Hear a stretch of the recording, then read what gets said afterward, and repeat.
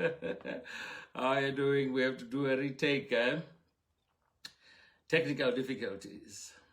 But anyways, as I said, today we are doing part 6 of our Build to Last series. And welcome back to our conversations. My name is George, and this is the last one for the week. We've done 6 so far.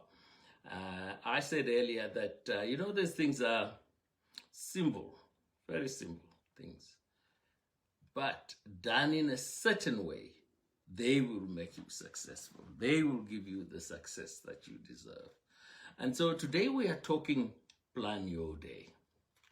Plan your day. And I was saying to you that some years ago, I was told a story that a very senior manager in a big company is seen racing towards the office of the CEO and budges in and says, "Sir, the chairman of the company has paid us a surprise visit. He's coming into the building now. What should we do?" And quick to think, the CEO says, "Quick, everybody, look busy." You don't have to look busy if you have planned your day. So most successful people have plans in place for a day. They have plans in place for a week. And I know there's some big advocates who plan every Sunday, their whole week is planned. But every night or every morning, depending, they wake up and look at the day and pick up the priorities, whether it's 3, it's 2, or even if it's 1. That's the one that they will dedicate time to throughout that day. And in fact, some people actually go as far as to define what the success will be like for that particular day. If I achieve 1, 2, that day is a success.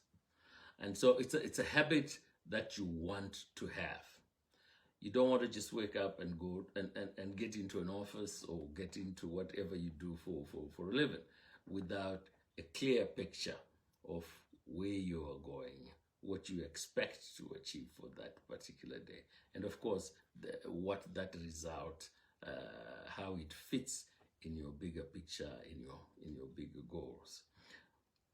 So when you do this, it requires, of course, a lot of discipline, right?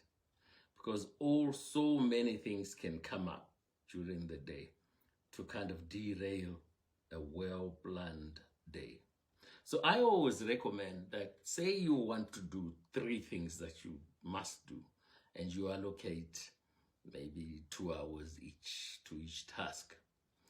Put some flex in between that will allow you to deal with the unforeseen.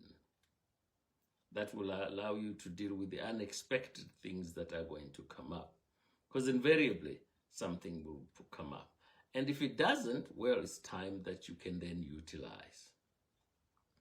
And I know, talking to a colleague, that these days, because of the environment we're in, people are less busy in some industries. And so if you find that there is more time, then use it to study, to improve yourself. Because invariably, in terms of the law of rhythm, things will come round back to where you will be busy and you won't have time, as much time to equip yourself. So plan your day, and if there are gaps in there, use them to equip yourself. But for this to work, you must be very time conscious. You must be extremely time conscious. Because if you're not time conscious, things will just slide before you. If you dedicate 2 hours to a task, things will slide before you know it. And I know some people who are extremely time conscious, and they're a pleasure to do business with, because you know where you stand. If a meeting is at 10 o'clock, 10 o'clock you kick off, and if it's 1 hour, it's 1 hour.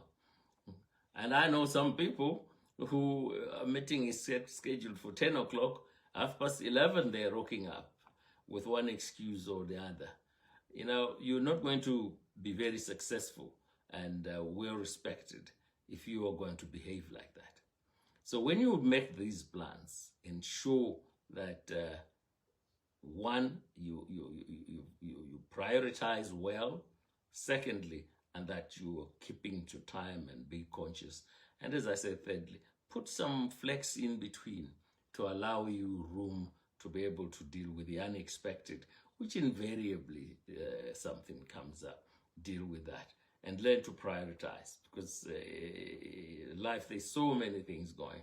You pick up these guys, you pick up a tablet these days, you go in, before you know it, you've gone down rabbit holes. And so you want to be conscious of time and ensure that you plan your day. So that's habit number 6. So that seals it for us. But as I say, these habits, folks, by themselves, in themselves, there is nothing unique about them. But it's doing things in a certain way and having the discipline to follow them through. And the more you do it, the more discipline you put it, the more that becomes a way of life, the more you will succeed. All right?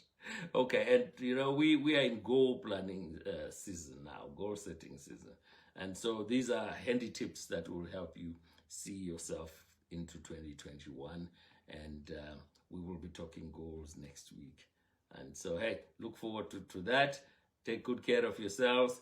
Have a good weekend. And if there's something here that was an aha for you, connect with us. What did the message do for you? Is there something in the message that resonated with you? Is there something you would like to know more about? Hey, connect with us, let us know. Always, as I say, live with intention and take good care of yourselves. Bye-bye now.